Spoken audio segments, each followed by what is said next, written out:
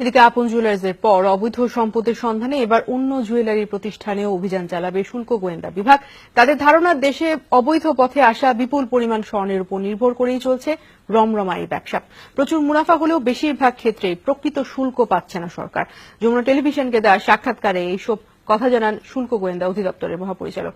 আরো জানাচ্ছেন আব্দুল্লাহ তুহিন। রাজধানী ঢাকায় দুদিনের অভিযানে কেবল আপন জুয়েলার্সের 5টি শোরুমে হানা দিয়েই 300 কেজিরও বেশি স্বর্ণ আর কোটি কোটি টাকার ডায়মন্ড জব্দ করেন শুল্ক গোয়েন্দারা। বনানীর রেন্ট্রি হোটেলে 2 বিশ্ববিদ্যালয় ছাত্রী ধর্ষণ মামলার ঘটনায় আলোচিত আপন জুয়েলার্সের বিপুল পরিমাণ সম্পদের হিসেব ও বিস্তারিত তথ্য জানতে এরই মধ্যে গোয়েন্দা কার্যালয়ে তলব করা হয় প্রতিষ্ঠানের অন্যতম মালিক দিলদার আহমেদ সেলিমকে।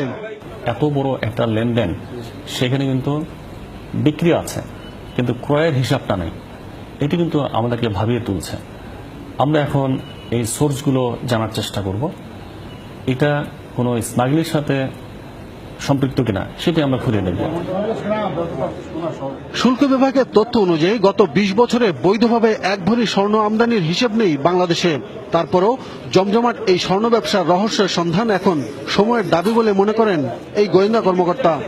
একটা চক্ষু খুলে দেওয়ার মতো তথ্য সামনে নিয়ে আসছে।